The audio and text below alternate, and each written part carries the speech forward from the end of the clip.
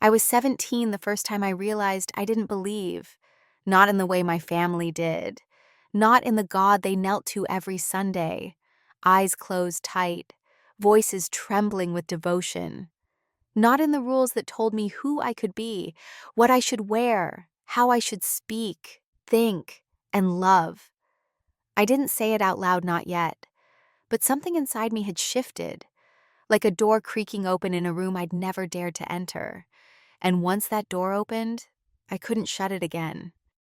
My family's life revolved around our church, our routines, our language. Even our expectations of love and punishment were filtered through scripture. The Bible was not a book in our house. It was the blueprint. My father was an elder. My mother led the prayer circle. My brothers played in the worship band. I sat in the third pew every week, next to my younger sister, hands folded, spine straight, and I learned early that doubt was not welcome. Doubt was sin in disguise.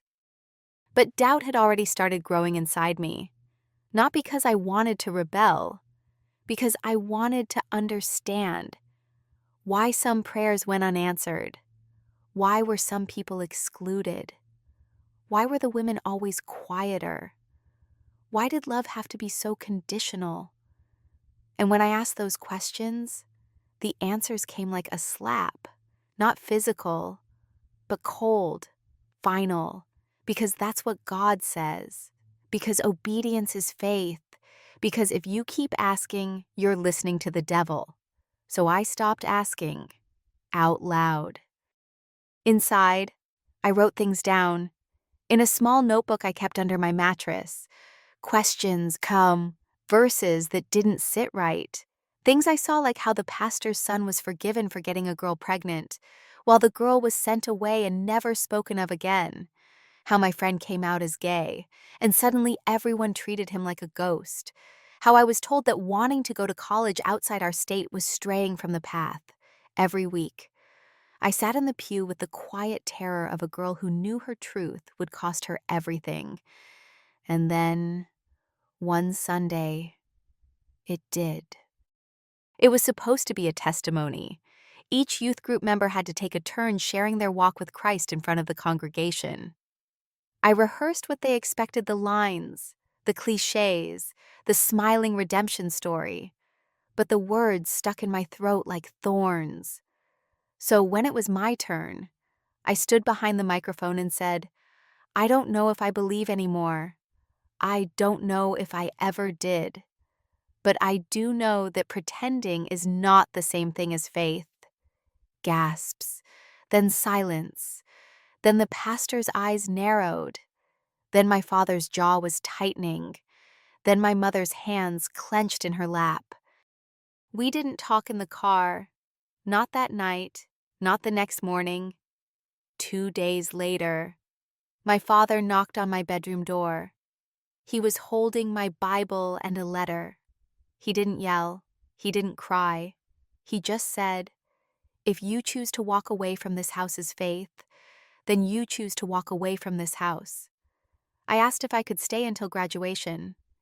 He said I had already chosen. That night, I packed my things. They didn't hug me goodbye. They didn't offer me food or money or a ride. They just watched me walk out the front door with a duffel bag and a silent mouth. I moved in with a girl from my philosophy class. She lived in a cramped apartment above a laundromat and shared her floor mattress without asking too many questions. I worked after school, at a diner, then as a library assistant, then at a call center that paid just enough to keep the lights on and the hunger mostly away. I finished high school alone, and I didn't go to church again for 6 years. But I couldn't stop walking by them. Churches, temples, buildings shaped like sanctuaries, filled with stained glass and words carved in stone. They haunted me, not because I missed them, but because part of me still flinched at the memory of being cast out for simply telling the truth. There's a quiet that follows exile. It's not like silence. Silence can be chosen. Exile is something else, like sound becomes foreign. Like even your own thoughts echo against walls you never built, but now must live inside. For years. I moved through life as though trying not to leave a mark. Small jobs, secondhand clothes, a borrowed laptop, no contact from my parents, no mention of me in family updates, no holiday invitations, nothing. It was like I had never existed. And still, I woke up, worked, ate, learned to breathe again. I never stopped being curious. College wasn't an option right away, but books were. Always. I devoured them in library corners, philosophy, anthropology, religious history, sociology of belief, not out of spite, but out of longing to understand the very thing that had cast me out. Why faith makes people love, why faith makes people hate, and most of all, how belief can turn into control so quietly you think it's love. I lived small, not unhappily, just carefully. I shared rooms with women I didn't really know. I worked evenings at a coffee shop. In the mornings, I walked aimlessly through neighborhoods lined with churches, yoga studios, mosques, storefronts that promised enlightenment in 15 minutes or less. And everywhere I went, I saw people reaching for meaning. It made me ache, because I understood that reach, and I had been punished for it. One day, I passed by the church, that church, the one I had grown up in, the one where my family still worshipped, the one where I had spoken my truth and lost everything. I stopped across the street and stared at it.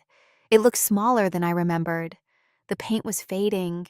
The sign out front still had the same gold lettering: truth, order, salvation. I wondered if they had ever changed the script I left behind. I wondered if they still mentioned my name in hushed tones, or if, to them, I had fully disappeared. I didn't go near it again for months, but something about that day stayed with me, not out of pain, but out of curiosity. What happens to the place after someone like me leaves? What happens to a belief system when it loses someone it refused to bend for? It wasn't until years later, when I finally enrolled in night school, that I found a class called Power, Space, and Ritual, the Architecture of Belief. The professor was an atheist who had once been a minister. He wore secondhand suits and spoke gently, like everything he said might be mistaken for judgment, unless he whispered it in compassion. He introduced the idea of sacred spaces as containers of memory, not just for worship, but for exclusion, grief, control. He said, "Every sanctuary has a shadow." I felt something tighten in my chest, because I had lived in that shadow. I started writing, not publicly, just for myself. A blog, at first, then essays, then a short series about what it means to be cut off from something you never truly belong to. I wrote about purity culture, about obedience as love, about what it means to raise your hand in a room full of people who would rather see it folded. I never used my family's name, never used the church's, but the people who read it knew exactly what I meant. My words found a home, small at first, then steadily growing. Other exiles found me online, in emails and messages filled with hesitation and relief. I thought I was the only one. They told me I was evil, too. I still love God. I just don't trust people anymore. We didn't form a church, but it felt like a community, and it healed something in me that sermons never could. Then, one morning, I read a headline in the local paper: "Historic church building faces foreclosure after years of decline." It was that church, my old church, the one I had been cast out of, the one they said would never fall, the one that had stood for so long on certainty and now stood empty, in debt. I stared at the photo. Same front steps, same gold sign. The article said attendance had dropped by over 70%. The younger generation had stopped coming. The pastor had retired. My father was no longer listed as an elder. There were talks of auctioning the property. I sat in my kitchen for hours that day, not out of triumph, but from the quiet shock of full circle fate. That building, once a fortress that cast me out, was now just brick and debt and silence, and I had a choice. I didn't rush. For 3 weeks, I sat with the idea like a stone in my hand, turning it over, feeling its edges, testing its weight, buying the church, buying the building that once called me lost. It felt absurd, arrogant, symbolic in a way I didn't trust. Was I doing it for healing or revenge? But every time I tried to move on from the thought, it returned. Not loud, not vengeful, just steady, like it had always been coming. I called the number listed in the article. It connected me to a tired-sounding man from a regional property office. He gave me facts like a grocery list: 800 square feet, 2 floors, original stained glass windows, one cracked foundation, 20 years of slow decline, asking price negotiable. It's mostly been used for storage these days, he said. Still sacred to some folks. Though, you looking to reopen it as a church? I paused. No, I said, not as a church. He didn't ask anything else. I didn't tell anyone what I was doing. Not my roommate, not the friends who read my essays, certainly not my family. The sale went through quietly. No one protested. No one cheered. The building had lost its power long before I signed the deed. But when I stood in front of it that first morning, keys in hand, heart beating so hard it hurt, I felt something ancient rise inside me. Not victory, not vengeance. Return. The door creaked exactly as I remembered. The entryway still smelled faintly of dust and candle wax. The pews were intact, though warped by years of humidity and disuse. The pulpit stood crooked, facing rows of emptiness. I walked down the aisle in silence. I didn't kneel. I didn't pray. I stood where I had once spoken my truth and been cast out, and I whispered to the dust, to the wood, to the ghosts of expectation I'm still here. The next few months were filled with work, real, physical, unglamorous labor.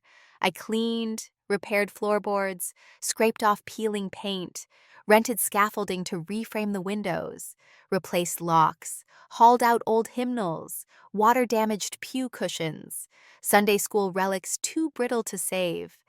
It was strange scrubbing the corners of a space that once asked me to disappear. But the more I worked, the less it felt like a memory, and the more it began to feel like a blank canvas. I didn't hang crosses. I didn't invite a new doctrine. Instead, I left the walls mostly bare, clean, and white and open.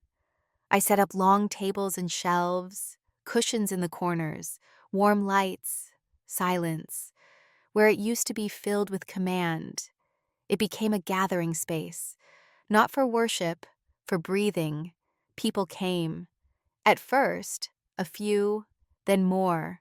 Former believers, quiet rebels, LGBTQ youth once forced into repentance, women who had been told to submit, artists, readers, grievers, thinkers. We didn't sing hymns. We drank tea. We didn't call it church. We called it the room, just that, because it had once been a place that demanded transformation, and now it was a place that offered permission. One afternoon, I found an old wooden sign in the basement. Faded gold letters read, "Obedience is salvation." I leaned it against the wall, stared at it for a long time. Then I painted over it, layer by layer, until it became blank again. Months passed, then a year. The space grew. Workshops, writing circles, meditation for people who hate the word meditation, grief rooms, silence hours. And no one ever asked you what you believed, only what you needed. I never advertised, but one day, someone brought their mother, and she recognized me. The next day, I got a message from my sister. It was short. "Mom says you bought the church. Is it true?" I stared at the screen for a long time. Then I typed yes, but I didn't buy it to destroy it. I bought it to rebuild something no one let us have. She didn't reply for 3 days. Then "I want to see it." I didn't know what to expect. But when she walked in, my younger sister, the one who used to sit beside me in the pew, too young to understand why I was exiled, she didn't cry. She just looked around, wide-eyed, quiet. Then she whispered, "It doesn't feel scary anymore." We sat on the floor, no pews, no altar, just space. I asked, "Finally, did they ever talk about me?" She nodded, only in past tense. I closed my eyes. Then I asked, "Do you still believe she was quiet for a long time?" Then said, "I think I still believe in something, but not what they taught us." I smiled. Me too. The rumors spread, not quickly, not loudly, but they reached the right ears. By the time my parents heard, I imagine it came from someone who once sat beside them in the pews, someone who remembered my name not as a person, but as a warning. "She owns it now," they must have said, and I imagine there was silence, the kind that doesn't fall, the kind that rises, like smoke in a room you didn't know was burning. They didn't reach out, not at first, but one Sunday morning, I opened the door to the room, and there they were, my mother, my father, standing side by side in the threshold of a building that once echoed with their certainty, and now stood rebuilt with the very voice they had cast out. Neither of them spoke, so I stepped aside. No ceremony, no welcome, just space. They entered. My father looked older, his shoulders no longer squared. My mother held her purse with both hands, like a shield. They walked the main hall in silence. No crosses, no altar, no pulpit. Just the open warmth of a place that had shed its doctrine and kept its soul. I watched them carefully, not with anger, but with the quiet alertness of someone standing face to face with what once broke her. They moved slowly, reverently, almost. And I realized they weren't just seeing the space. They were seeing what I had done with it. My father paused near the wall where the painted-over sign once hung. He stared at it a long time, then turned to me. "I heard you host grief sessions here." I nodded. For people who were told they weren't allowed to grieve. He said nothing, just lowered his eyes. My mother, standing behind him, spoke next, soft, careful. "We didn't understand what you needed, who you were becoming." I stayed still, not because I was cold, but because I knew if you've waited years to hear something, you must let it arrive slowly. "I still believe," she said, "but not the way I used to." I looked at her, then truly looked. The lines around her eyes, the slight tremble in her lip, the weight she carried, not just as a mother, but as a woman raised to obey. "I believe in what you made here," she added, and that was more than enough. We sat, the three of us, on floor cushions, not pews. No one led, no one confessed, no one preached. We just breathed, together, in the room that once rejected me, now rebuilt by my hands into something freer than any of us had known. They didn't ask for forgiveness. I didn't offer it. But I gave them something better, presence. And in that moment, I felt something loosen in the very architecture around us, not in the walls, in the past. Now, the room is filled weekly not with worship, but with warmth. We host mother-daughter circles, quiet parenting nights, interfaith meditations. We leave the door unlocked. Because sometimes people just want to sit in a space that no longer requires them to change in order to be allowed in. And when they ask who founded it, I say a girl who once spoke her truth in this building and was told to leave. And when they ask who owns it now, I say someone who turned that truth into a home. I don't call myself a leader, or a healer, or a founder, or a prophet of a new kind.